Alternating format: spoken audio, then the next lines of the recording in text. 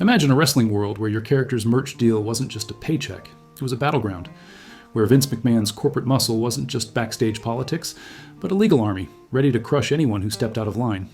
And where Sergeant Slaughter, a guy who'd made a career out of playing soldier, turned the business war zone into a real-life fight over plastic toys. This isn't some storyline cooked up on a writer's room whiteboard. This is cold, hard wrestling history, the true story of how a G.I. Joe toy deal pushed one of WWE's biggest stars into a contract war with the McMahons. A war that exposed the cracks in wrestling's character ownership and changed the game forever. In 1984, Hasbro came knocking on Slaughter's door, ready to turn him into a toy icon for millions of kids. But Vince McMahon had other plans. The WWF was already tied to LJN for a rival toy deal, and Vince wasn't about to let one of his top draws make money on the side. When Slaughter pushed back, things got ugly. Real ugly. Lawyers, contract disputes, threats. This was no scripted brawl. It was a shoot battle for control. In 1984, Slaughter was more than just a loudmouth in camo. He was a top guy, a heat magnet, and one of the first wrestlers to tap into mainstream Americana. That caught the eye of Hasbro, who were about to relaunch their G.I. Joe line and wanted Slaughter front and center as a living, breathing action figure. Not a cameo, not a gimmick. They wanted him to be the face of G.I. Joe. And why not? He looked the part. The mustache, the hat, the voice like sandpaper and gasoline. Slaughter was perfect. Hasbro offered him everything: a figure, a cartoon role, comic appearances, national campaigns, full franchised superstardom. Real money, real exposure, bigger than any belt Vince could offer. But Vince McMahon didn't give a damn about that. The WWF already had a deal in place with LJN, who were pumping out stiff rubber figures that looked like they were sculpted with a butter knife. That deal meant exclusivity, and exclusivity meant Slaughter couldn't touch Hasbro, even if they were offering him the payday of a lifetime.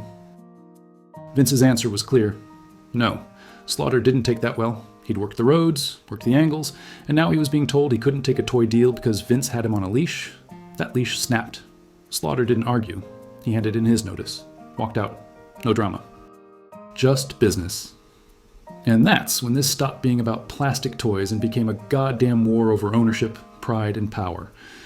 What happened next would turn into a legal mess that exposed exactly how dirty Vince played when money was on the line.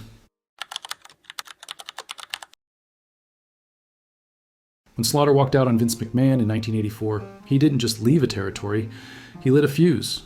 Most guys who tried to break away back then got blackballed quietly. But this was a different beast. Slaughter wasn't trying to go to AWA or Japan. He was trying to take his own face, his own voice, and his own name, and sell it to Hasbro without Vince's cut. And that's when Vince lost his mind. McMahon immediately tried to shut it all down. His lawyers fired off letters claiming Slaughter didn't own his gimmick. The name, the voice, the look, Vince wanted it all. He claimed the Sergeant Slaughter persona was WWF property. What he didn't count on was that Slaughter had been doing the act long before Vince ever spotlighted him. The gravel voice, the campaign hat, the screaming promos, that was all Slaughter's, built on the road in the AWA and other territories Vince didn't care. He wasn't just trying to win the argument, he was trying to bury Slaughter. No TV, no payoffs, no bookings. Just legal threats, blackballing, and silence. Vince wanted Hasbro to pull the plug, wanted Slaughter to crawl back, but Slaughter didn't blink. He lawyered up and stood his ground. He wasn't fighting for a toy deal anymore, he was fighting for his right to exist outside of Vince's shadow, to be more than just a puppet with a contract. The man didn't flinch, and for the first time, Vince had to eat something he almost never does: a loss. While Vince McMahon was busy trying to bury him under contracts and courtroom threats, Slaughter was getting sculpted into a goddamn action figure. And not just any figure. He was officially made part of G.I. Joe canon. A cartoon badass, a living weapon. The drill instructor to America's most iconic toy army. Hasbro didn't blink, they didn't back out, they doubled down. By 1985, Slaughter was everywhere. On shelves, on screens, in comic books. He was giving orders to Duke, Snake Eyes, and Roadblock like he ran the Pentagon. And Vince?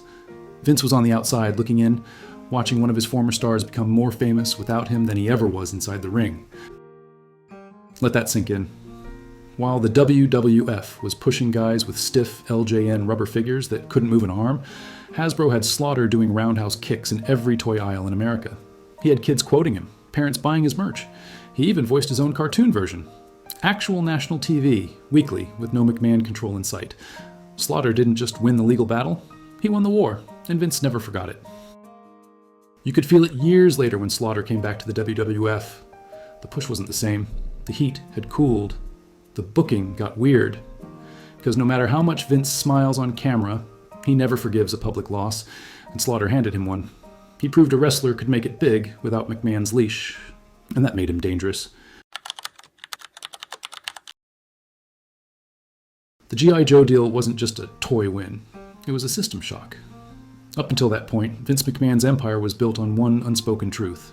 He owned you. The name, the moves, the shirt you wore to the ring, it all belonged to the Fed. And if you left it all behind. But Slaughter cracked that open. He took a character he created himself, walked out, and turned it into a national franchise without Vince.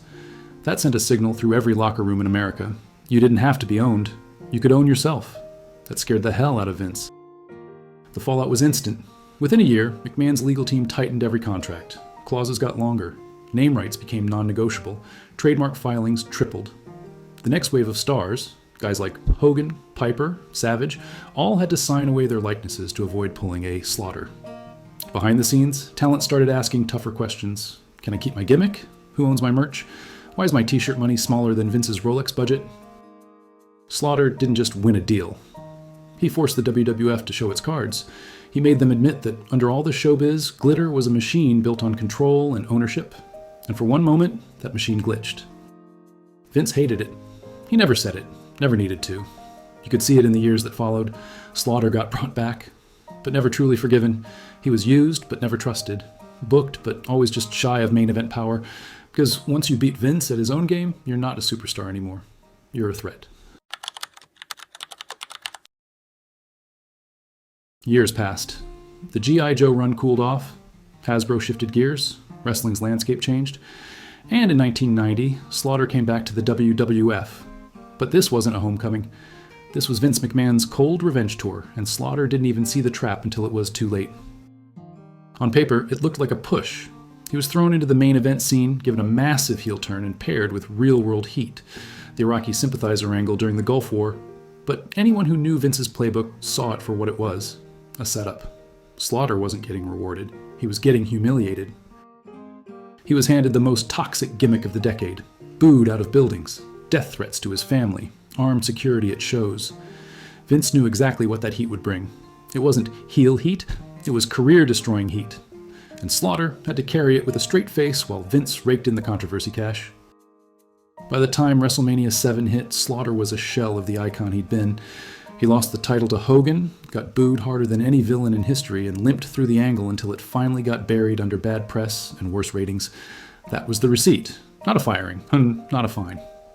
Just years later, under the bright lights, Vince made Slaughter eat shit in front of the entire world. No apologies, no explanations. Just one last reminder of who runs the business. Slaughter thought he won. Got his G.I. Joe figure, his cartoon voiceover, his brief moment outside the machine. But Vince doesn't forget, and he sure as hell doesn't forgive. Years later, he strapped Slaughter with a gimmick so toxic it needed a bodyguard. That's how Vince settles scores. Not in court, in booking. If you want more shoot stories that actually happened, no kayfabe, no fluff, just pure venom. Like, subscribe, and drop a name in the comments. We'll find the heat. Thanks for watching.